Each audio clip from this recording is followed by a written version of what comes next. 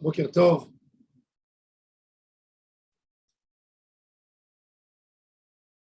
La Torah nous raconte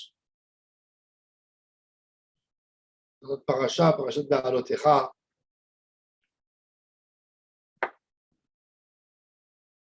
quand ils ont amené les Nessiim, ils ont inauguré le Mishkan. Le jour de l'inauguration du Mishkan, il y a eu Nadav et Avihu, les enfants de Aaron Cohen, qui sont morts. Et la Gemara nous dit que ceux qui se sont occupés d'eux pour prendre leur corps, les faire sortir, les enterrer, sont devenus impurs. Et comme ils sont morts, d'après certains avis, le 8 Nissan, le 8e jour de l'inauguration du Mishkan, le Mishkan il a été monté le 1er Nissan, Pessah est arrivé, ils étaient dans leur impureté, ils sont touchés à un mort. Ils sont venus chez Moshe Rabbeinu. Ils ont dit à Moshe Rabbeinu, pourquoi nous ne pourrions pas faire la mitzvah de Pessah, la manigara.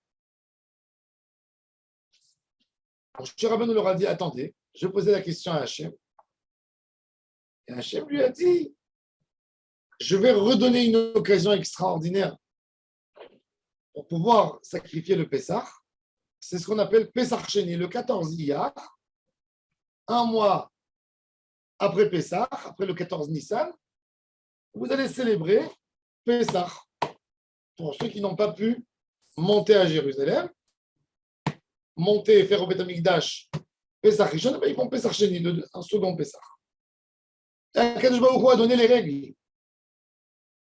Et la question qui se pose, c'est pourquoi cette mitzvah de Korban Pessah, uniquement Korban Pessah, on lui donne un rattrapage et on ne dit pas, par exemple, faisons un deuxième soukot pour ceux qui n'ont pas pu être dans la souka. Pourquoi on ne fait pas un deuxième Purim? Pourquoi on ne fait pas un deuxième Hanouka? Pourquoi Pessah? La Torah, elle a insisté. Elle nous a ramené cette peine qu'ils avaient. Pourquoi ils ont demandé pour Pessah? Et Akadosh Baruch Hu a accepté ce raisonnement, a accepté cette demande, puisqu'il a ordonné Moshe Rabbeinu sur un second Pessah. On ne dit pas à Rosh Hashanah, celui qui n'a pas écouté le Shofar Rosh Hashanah, ben on lui fera un Rosh Hashanah spécial pour lui. Non.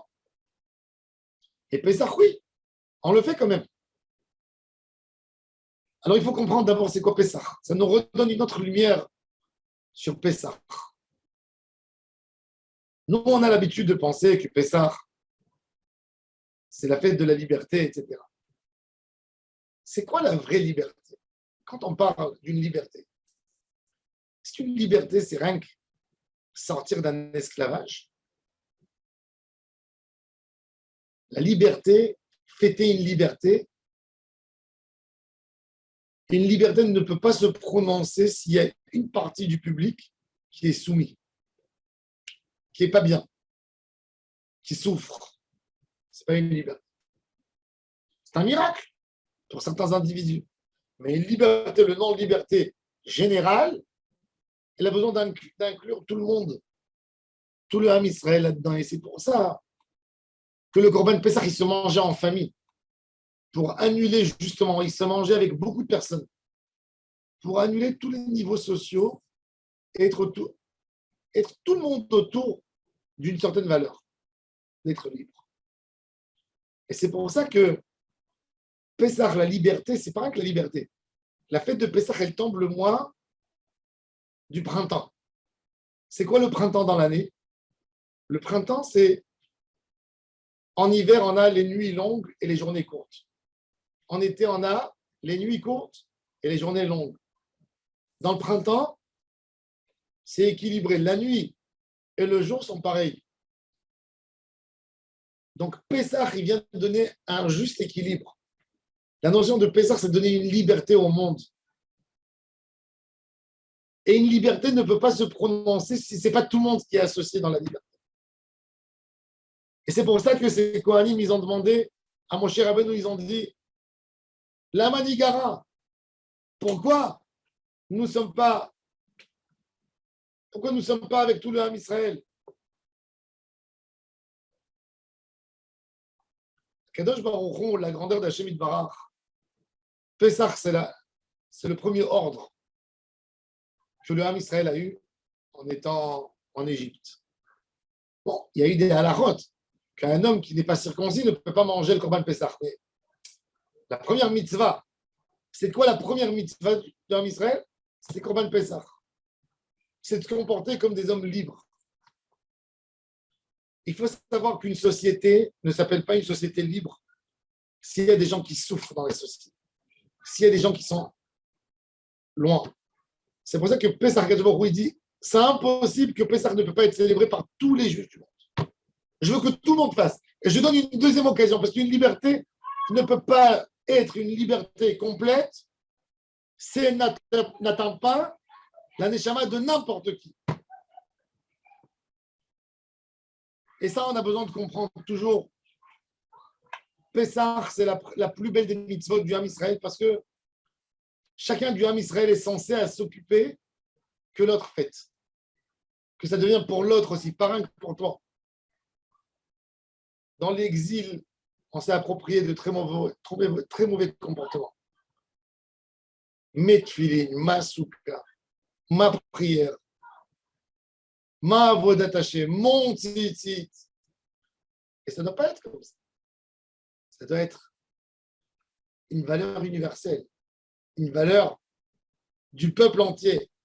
Tout le monde doit lutter pour avoir une liberté. Nous tous, on est soumis à garder les valeurs de la liberté. Les valeurs de la liberté, c'est les valeurs du Ham Israël. C'est les valeurs de la Torah. Et il n'y a pas plus beau qu'un Israël tous autour d'une valeur. Quand on prend cette valeur, en fait, c'est une fête. En fait, c'est un enseignement. On fait de ça quelque chose qu'on transmet à nos enfants. Et c'est pour ça que Pessah devait inclure tout le Ham Israël. On ne laisse pas une personne derrière. Et même celui qui n'a pas pu, parce qu'il avait des problèmes, il était impur, etc., eh bien on lui dit, voilà, tu as une chance pour le refaire. Le sens de la liberté, c'est des détours. Car une liberté ou une délivrance, si elle n'est pas adaptée, si elle ne donne pas, et si elle n'éclaire pas le monde entier, c'est plus une liberté. C'est une souffrance. C'est une chance pour l'un, un désespoir pour l'autre.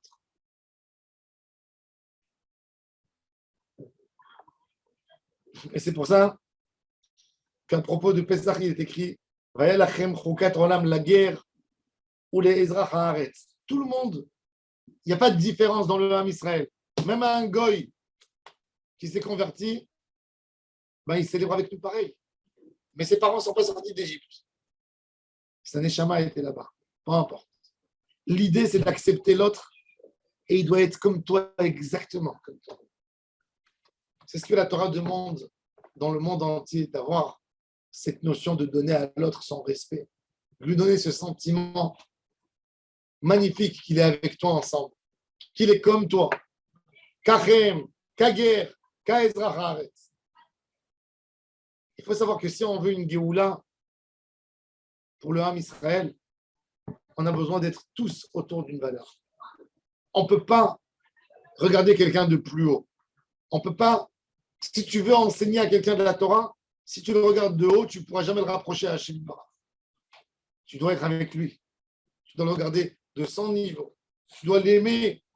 Si tu ne l'aimes pas, si tu as un regard d'en haut, tu ne peux jamais lui amener une délivrance. Tu peux lui amener que le rapetissir, le rendre petit, le rendre dans une galoute. Et ça c'est la grandeur, ça c'est ce chidouche extraordinaire. Qu'Akadosh Baruch Hu nous a donné un Pessah Sheni pour dire tout le monde autour d'une valeur. Akadosh Baruch Hu aussi, le Pessah Sheni, ça nous montre à quel point Hachem, il nous aime. À quel point Hachem, il veut que tous ses enfants soient à sa table. Akadosh Baruch Hu, il te dit, mon fils, tu n'as pas pu être avec moi à table, Léla Seder, je ferai tout pour que tu sois avec moi. Il ne faut pas que tu sentes que tu n'as pas été avec moi. Et c'est un jour de rattrapage, c'est pour ça que Pessah Sheni, c'est un jour énorme. C'est un jour où on peut toujours se rattraper. Ou Akadosh Baruch Hu nous dit, mes enfants, je vous attends. Vous pouvez vous rattraper. Vous pouvez vous rapprocher de nous. Hachem Yitzhakenu, d'avoir une ardoute Israël, d'être lié ensemble. Avec cette liaison, on amènera une Géoula très prochainement. Baruch Adonai Leolam. Amen.